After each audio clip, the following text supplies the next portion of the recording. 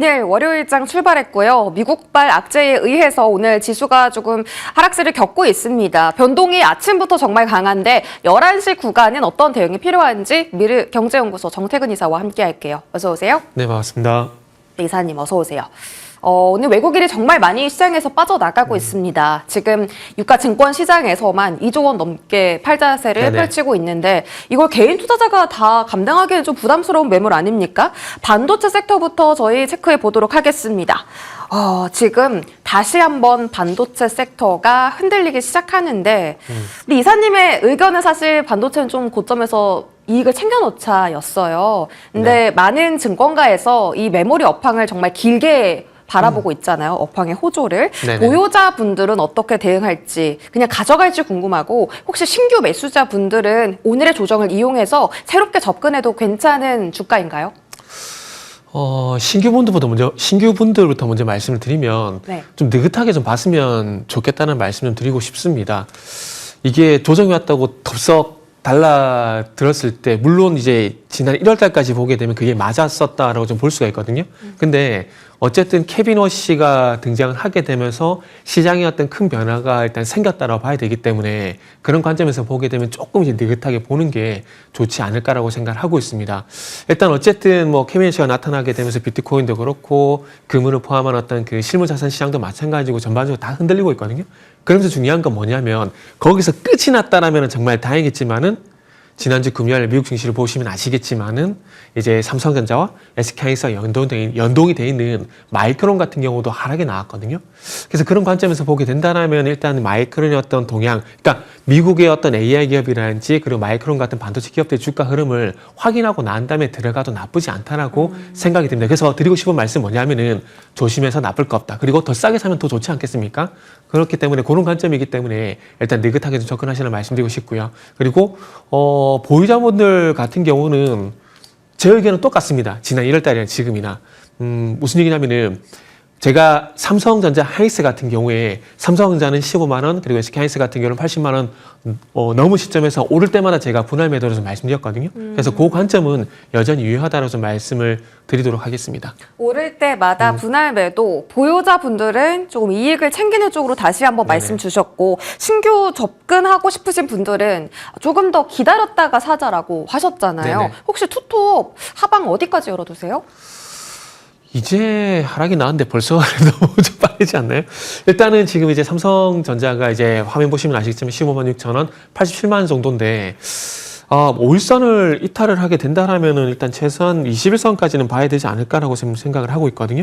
그래서 이제 삼성전자 기준으로 좀 먼저 말씀을 좀 드려보게 된다라면은 일단 21선이 15만 원인데 15만 원을 일시적으로 이탈할 가능성도 염두에 좀 두고 일단 느긋하게 좀 바라봤으면 좋겠다는 말씀드리고 싶고요. 그리고 SK하이닉스 같은 경우도 뭐 차트를 좀 보게 되면은 21선이 75만 원이기 때문에 일단 75만 원 부분까지는 좀 기다리는 게 좋지 않을까 생각이 들어요. 왜냐하면은 SK하이닉스 같은 경우에 이제 그 작년 11월 달 조정이 나올 때도 21선 부근에서 21선 부근까지 조정이 나왔었고 그 부근에서 61선이 이탈하지 않았었거든요. 그러면 추세가 유지가 된다는 전제를 깔고 현재 하이닉스를 바라보게 된다라면은 일단 21선까지 조정이 나온다는 얘기고 그러면은 그 21선 부근에서 추가락이 제한되는지 여부를 보고 들어가는 게 좋지 않을까라고 신규 혹시 관심 있으신 분들 같은 경우는 좀 그렇게 말씀드리고 싶네요.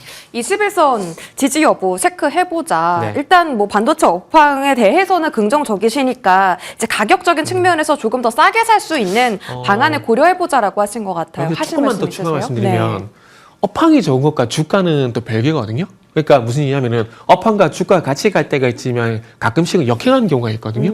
그 예를 들게 되면 작년 11월 달, 12월 달잖아요. 작년 10월 달부터 지금까지 반도체 업황이 바뀐 건 없잖아요. 그죠? 그런데 11월 달, 12월 달 같은 경우는 주가 조금 쉬어갔잖아요. 그래서 그런 관점으로 일단은 좀 바라봐야 될 것 같아요. 알겠습니다. 반도체가 되게 보수적이세요. 삼성전기가 오늘 이런 시장에서도 신고가를 터치한 건 어떻게 생각하세요? 지금 AMD하고 아마존이라는 고객사를 이미 작년에 확보를 해놨고요. 올해부터 이제 신규로 네 빅테크 기업들을 이제 고객사로 확보했다라는 오늘 리포트가 전해졌어요. 그 중에 하나가 엔비디아고요. 그래서 그런가 너무 강력한 이 빅테크 고객사들을 두고 있기 때문에 오늘 반도체 투톱의 흔들림과는 상관없이 삼성전기가 질주하는 건가 싶기도 하고 삼성전기를 필두로 조금 더 기판주들 저희 좀 봐도 될까요? 일단은 기판주가 이제 소부장 쪽이 많이 시작하게 되면 좀 봐야 된다라는 그런 관점은 저도 동의 좀 하고 있거든요. 하고 있는데 삼성전기 기준으로 보게 되면은 사실 3% 상승이긴 하지만 조금 아쉬운 게 전고점 부근이 29만 원 위에서 좀 주가가 놓였으면 더 안심이 될 것 같은데 전고점 부근이 29만 원을 일단 지켜주지 못하고 있거든요. 그러다 보니까 일단 오늘만 놓고 볼 건 아니지만 이제 오늘부터 이제 보게 된다라면은 이제 29만 원 부근의 어떤 주가가 좀 유지가 되는지가 중요하다고 말씀드리고 싶고요. 그러면서 이제 FCBJ 쪽 같은 경우는 이제 삼성전자 스타트를 끊었고 그리고 이제 대덕전자 같은 경우도 마찬가지로 그런 부분의 호조 영향 때문에 일단 최근 주가 상당히 괜찮거든요. 그래서 기판주 같은 경우 소부장 쪽이 시작하게 된다라면은 한번 봐도 될 만한 섹터라는 점은 일단은 저도 긍정으로 보고 있다 말씀드리고 싶고 그 속에서 이제 많은 종목들이 있는데 일단은 코리아 서킷가 이제 다른 종목들 시작할 때 상당히 강한 모습이 연출됐었거든요. 그러면 반도체 업황과는 무관하게 종목 자체 모멘텀으로 간다고 볼 수 있다는 그런 결론을 낼 수 있습니다. 그렇기 때문에 일단은 반도체 소부장 내에서 이제 기판적으로 보게 된다면은 대장은 코리아 서킷가 맞지 않을까라고 좀 생각을 하고 있어요. 코리아 서킷가 소부장 랠리 시작하기 전부터 이미 추세 상승을 만들어내고 있었거든요. 근데 여전히 기판 안에서는 긍정적으로 보신다라고 말씀을 주셨어요. 그러면 오늘 삼성전기가 혼자서 신고가 터치한 거에 대해서는 좀 높은 점수를 주시는 거네요. 네, 그렇죠. 알겠습니다. 그 외에도 이제 소부장 움직임 궁금한데 지난주 랠리를 생각해 보면 장비단 강했고요, 또 소재단도 강했고요. 네. 기판은 뭐 말도 할 것 없이 좋았고 소부장이 다시 한번 반도체 투톱의 반등과 함께 랠리를 시작한다면 어떤 쪽을 가장 좀 보시는지 저희가 사실 이 질문 많이 드렸잖아요. 그죠? 그동안 원익 IPS랑 테스, PSK 세 종목 미셨거든요. YC. 세 종목 다 완전 신고가예요. 네. 너무 잘 갔어요. 이들만큼 잘 갈 만한 소부장 또 있어요? 그리고 지난주 추가적으로 말씀드린 게 FRST하고 SNS텍 말씀이었고 그리고 이제 더 뭘 말씀드릴까 고민이 되게 많이 됐었는데 그래도 4개 정도 일단은 찾아왔습니다. 5개 정도 보면 될 것 같네요. 일단은 저스템. 이게 최근에 이제 어떤 뉴스가 있었냐면은 그 삼성전자 쪽으로 2세대 반도체 스토제 솔루션 추가 수주 소식이 있었거든요. 그래서 지금 화면 보시면 아시겠지만 다른 종목 대비해서는 그래도 좀 위치가 좀 낮고 그리고 주가 흐름도 양호하기 때문에 일단은 말씀 한번 드려보고 싶고요. 그리고 이제 주성 엔지니어링 이제 SK 하이닉스 밸류를 봐야 되는데 이 종목도 최근에 이제 전고점 돌파가 좀 되게 되면서 이제 주가가 또 새로운 영역에 진입이 됐고 그리고 SK 하이닉스가 아시겠지만은 이제 MC5X에 이어서 용인 Y1 팹 쪽으로 이제 증설 진행하고 있는 그런 상황들이기 때문에 그런 관점에서 보게 되면 신규 장비 쪽으로 봤을 때 주성 엔지니어링이 수혜가 될 가능성이 있어서 좀 말씀드리고 싶고요. 그리고 그 외에는 솔브레인, 하미반도체, 하나비전 이렇게 볼 수 있을 것 같아요. 그 솔브레인은 저거 FST와 좀 같은 SNS텍과 같은 어떤 아이디어를 봐야 될 것 같은데 테일러 팹 쪽으로 이제 장비가 들어가게 될 건데 솔브레인 같은 경우는 이제 국내 쪽뿐만 아니라 테일러 팹 같은 경우도 초상계 시가격 독점적으로 공급할 가능성이 상당히 높기 때문에 그런 관점에서 한번 보시면 좋을 것 같고요. 그리고 이제 한미반도체와 하나비전 같은 경우는 예상하실 겁니다. TC본더 관련돼 가지고 좀 기대가 되는 부분들이 있기 때문에 같이 보셔도 되지 않을까 생각을 하고 있습니다. 네. 자, 새롭게 지금 소부장 말씀 주셨어요. 저스템과 주성 엔지니어링, 솔브레인, 그리고 이제 TC본더 투톱인 한미반도체와 하나비전 이렇게 설명해 주셨으니까 원익 IPS 또 PSK 같은 흐름을 잘 따라갈 수 있을지 저희가 지켜보도록 하겠습니다. 다음 섹터는 2차 전지고요. 일단 2차 전지 셀 3사부터 점검을 해보죠. 셀 3사 안에서 삼성 SDI가 사실은 가장 최근 모멘텀이 많았습니다. 뭐 로봇 모멘텀, 그러니까 전고체 배터리를 가장 잘 영위하는 기업이기도 하고 테슬라의 ESS를 공급한다라는 그런 이슈도 며칠 전에 있었는데 이러한 호재에도 불구하고 왜 셀 3사 중에 유독 삼성 SDI만 이렇게 낙폭을 크게 키우는 걸까요? 일단은 코스닥 시장이 일단은 코스피 시장이 많이 빠지고 있다는 거. 그게 일단 첫 번째 원인이고요. 그 두 번째는 이제 실적 같아요. 왜냐하면은 지금 한 3,500 정도 일단 적자가 예상이 되고 있거든요. 그러면 이제 5개 분기 정도 연속해서 적자입니다. 그렇기 때문에 일단은 이제 속된 표현을 쓰면 일단 한 대 맞고 가자. 그런 관점에서 아마 삼성 SDI가 좀 조정이 나오는 게 아닌가 봐야 될 것 같아요. 일단은 이제 그 LG 엔솔 같은 경우는 ESS 쪽에서 차지하는 그 비중이 좀 한 45%까지 되는데 아마 삼성 SDI 같은 경우는 그렇지 못할 겁니다. 그러다 보니까 아직까지 전기적 캐즘에 대한 영향을 좀 받다 보니까 아마 실적이 좀 부진할 걸로 예상이 되고 그리고 부진한 실적이 좀 예상이 되다 보니까 일단 한 대 맞고 가자라는 그런 관점에서 일단 삼성 SDI가 다른 셀사 대비해서 낙폭이 좀 크지 않나라고 좀 생각을 하고 있습니다. 지금 코스피에 상장돼 있는 것도 한 몫을 하고 실적에 대한 부분들 아직은 좀 주가에 더 반영이 돼야 된다라는 말씀이신 거네요. 역시나 2차 전지는 가장 중요한 게 실적에 대한 개선인 것 같은데 조금 더 저희 팔로우업 해보고요. 자, 그런 가운데 실적 개선이 기대되는 기업들이 바로 2차 전지 소재 기업들입니다. 탄산 리튬 가격이 상승하고 있기 때문에 이에 대해서 지금 주가 리레이팅을 다시 하는 걸까요? 오늘 포스코 홀딩스도 다시 한번 목표 주가 상향 조정을 받았고요. 이외에도 에코프로 그룹주가 지금 소재단 안에서 가장 센 모습을 보여주고 있어요. 네, 에코프로 그룹주는 너무 많이 올랐잖아요. 오늘 물론 조정이 나오긴 하지만 그래도 덜 오른 포스코 그룹주가 조금 더 매력적인지 이 그룹주별로 비교해 본다면 어떤 쪽에 좀 시선이 더 가세요? 사실 에코프로 쪽으로 점수를 주고 싶어요. 왜냐하면 이제 코스피 5천에서 이제 코스닥 3천에 대한 얘기가 나오고 있는 상황이잖아요. 그리고 저는 개인적으로 이제 작년 올해는 코스피보다는 코스닥을 봐야 된다고 생각을 하고 있고 코스닥이 상대적 강세를 보일 거라 생각을 하고 있거든요.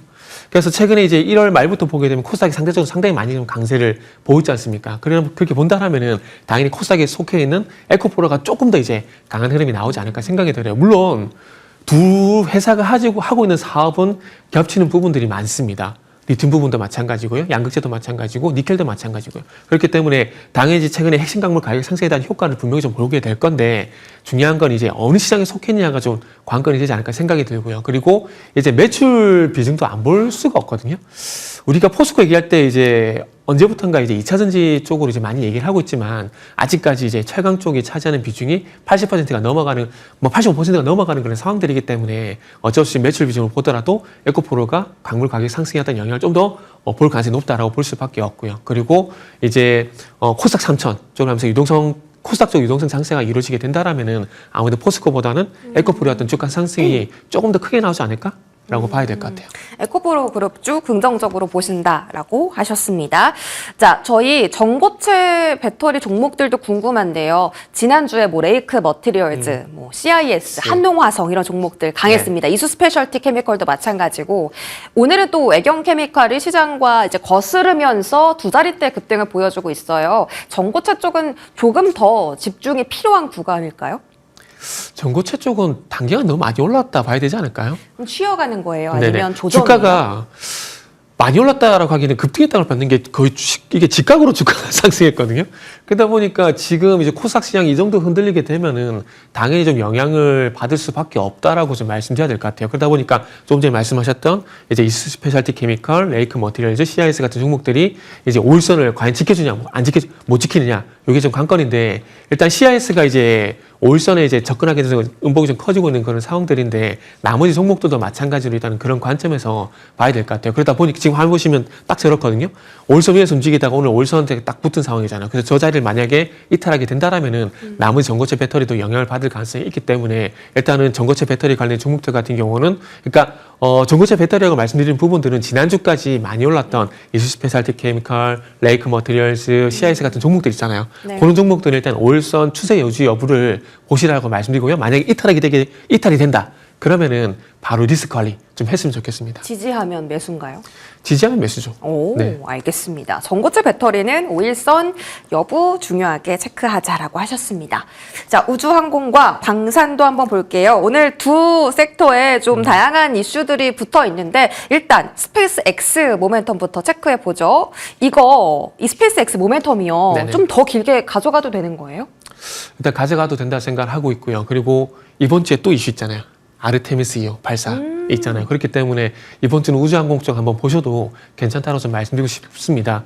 근데 세트랙 I 같은 종목들이 너무 이렇게 직각으로 쏘고 있어가지고 그런 종목을 매수하라고 좀 말씀드리긴 쉽지 않을 것 같고 그러다 보니까 아르테미스와 연결돼 있는 이제 나라 스페이스 테크놀로지 이런 것들은 위치적으로 그래도 좀 괜찮다라고 좀 생각을 하고 있고요. 그리고 루미르 같은 것도 위치적으로 괜찮다라고 좀 생각을 하고 있습니다. 그리고 추가적으로 센서뷰 같은 것도 마찬가지고 그래서 일단은 지금 이제 이번 주를 이제 바라봤을 때 이제 우주항공 쪽의 대장을 뭘로 생각하느냐라고 여쭤보신다라면은 나라스페이스. 왜냐하면은 아르테미스 2호 발사 이슈가 있기 때문에 그 종목을 일단 대장으로 좀 말씀드리고 싶네요.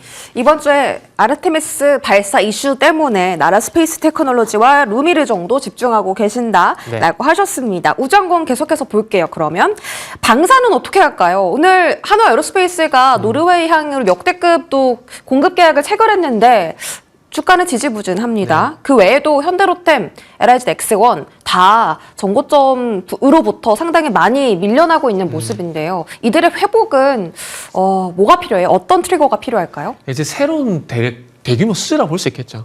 그러니까 예를 들게 되면 하나로스페이스 같은 경우는 이제 폴란드 외에 대규모 수주를 어디서 받을 건가 이게 관건인데 일단 후보군으로 이제 예상이 되는 부분이 이제 스페인이거든요. 스페인 쪽에 이제 대규모 이제 자주포 사업이 이제 추진할 예정인데 지금 가성비라든지 이제 실전 경험 때문에 한국의 이제 K9이 유력 후보로 이제 부상이 되고 있다는 지역 언론지 보도가 나오고 있는 상황입니다. 그래서 만약에 그쪽을 받게 된다라거나 그리고 이제 현대로템이 K2 관련돼 가지고 루마니아 300대 정도 이제 그 전차 도입 사업이 예정이 돼 있는 상황이거든요. 그래서 그런 관점에서 보게 되면 그런 수주 소식이 나오게 되면은 좀 분위기가 바뀌지 않을까라고 개인적으로 좀 생각을 하고 있고요. 오늘 방산주가 전반적으로 좀 약한 건 일단은 1차적으로는 시장 얘기를 안 할 수 없을 것 같아요. 일단 시장 영향도 있을 것 같고요. 그리고 실적. 현대로템을 보게 되면 이제 예상치가 3,200억 정도였는데 실제로 발표된 게 아시겠지만 2,600억 정도거든요. 그러니까 17% 정도 이제 미스가 났습니다. 그러다 보니까 아무래도 이런 영향이 나오는 것 같고요. 거기다가 LIG 넥스원이 계속해서 실적 미스가 나오고 있는데 이번에 이제 예상치가 711억이었는데 또 실질적으로는 420억 정도 발표가 됐기 때문에 실적 이슈도 조금 이제 방산주에 또 이제 발목을 잡는 요인이지 않나라고 좀 생각을 하고 있습니다. 모든 종목들이 지금 같은 흐름을 그려갑니다. 지수가 좀 많이 네네. 큰 폭으로 하락하면서 아랫방향으로 흐름을 만들어 가는데요. 일단 방사는 조금 대규모 수주에 대한 이슈가 필요하다라고 덧붙여 주셨습니다. 방어주들 알아볼까요? 자, 이런 시장에서 과연 방어주 접근에 매력이 있을까? 하나금융지주 오늘 외국인 순매수 1등이었다가 지금 4등으로 밀려나긴 했는데 조금 느리긴 해도 3년 동안 단 한 번도 조정받지 않고 추세를 만들어 가고 있습니다. 매력도 있습니까? 참 이럴 때는 매력도가 있는데 시장이 좋을 때는 매력이 좀 떨어진다라고 말씀을 드려야 되지 않을까요? 그래서 그냥 뭐 해지 수단으로 하나 사는 거죠. 그래서 그 혹시 스테이블 코인 있잖아요. 네. 요거 관련돼서 혹시 매수한다라면은 뭐 포트 외, 뭐 포트 내 뭐 종목으로 한 종목 정도 보셔도 괜찮은데 사실 우선순위 측면에서 보게 되면 시장이 돌아왔을 때 또 강한 섹터가 분명히 나올 거거든요. 그러다 보니까 그쪽이 좀 더 매력도가 크다라고 봐야 될 것 같아요. 그래서 결론은 뭐냐면은 스테이블 코인 관련돼 가지고 한번 공략을 해보고 싶다라고 생각하시는 분들 같은 경우는 금융주 내에서 한번 선택해 보시는 것도 무방하지만 뭐 이거를 주력으로 포트에서 뭐 대량으로 가져간다? 그 부분에 대해서는 약간 좀 부정적으로 말씀드려야 될 것 같아요. 그리고 스테이블 코인 쪽으로 관심을 가져야 되는 이유가 뭐냐면 이제 은행 50% 플러스 한 주 룰이 이제 거의 확정적이거든요. 그래서 그런 관점에서 보게 된다라면 스테이블 코인 관련돼 가지고 금융주가 먼저 수혜가 될 거기 때문에 그런 관점에서 금융주를 바라보시면 좋을 것 같습니다. 스테이블 코인 테마는 계속 좀 집중해야 된다 하셨고 그렇다면 최대 수혜 섹터가 금융주가 될 것이다. 그 측면에서는 긍정적이지만 네네. 어떤 주가의 기대 수익률 측면에서는 하나금융지주가 조금은 지루할 수 있다라는 평가를 내려주셨습니다. 자, 다음 궁금한 테마는요. 그 미용기기 쪽인데요. APR과 이 파마 리서치의 공통점은 미국향으로 수출 실적이 엄청나다는 거예요. 근데 주가 흐름은 좀 다릅니다. 최근에 파마 리서치 주가 흐름이 정말 좋지가 않은데 그 LNC 바이오나 또 한스 바이오메드 같은 덩치가 큰 경쟁사들이 등장해서 파마 리서치의 어떤 독점 메리트가 떨어져서 이렇게 밀리는 거예요? 사실 이제 파마 리서치가 지난주 금요일 날 좀 하락이 나와서 좀 찾아봤는데 뭐 뚜렷한 이유가 없는 것 같아요. 이게 이유들이 나오는 것들이 국내 내수 시장 포화 우려 이런 얘기들이 있고요. 그리고 이제 두 번째가 수출 데이터 착시 뭐 이런 얘기들이 있는데 이게 근데 실적으로 이제 이번에 발표된 거 보게 되면 그렇게 나쁘진 않거든요. 그래서 글쎄요, 지금 뭐 기술적 반등 이후에 다시 이제 꺾임이라고 말씀드릴 거 외에는 이렇게 뚜렷한 이유가 일단 없다라고 좀 봐야 될 것 같아요. 그러다 보니까 일단은 이제 바닥권에서 뭐 쇼커버링 정도 이런 이슈로 좀 파마 리서치를 바라봐야 되지 않을까 생각이 좀 들고 있고요. 그리고 APR이 조금 더 좀 힘을 내주게 되면서 정고 좀 돌파하면서 조금 이제 더 치고 나가줘야 그 아랫단으로 파마 리서치 뭐 원택 같은 종목들이 다시 따라가지 않을까라고 생각을 좀 하고 있습니다. 네, 좋습니다. 다양한 섹터군들 아이디어 얻어봤고요. 정태근 이사와 함께 하셨습니다. 오늘 장 잘 대응하시기 바랍니다. 고맙습니다.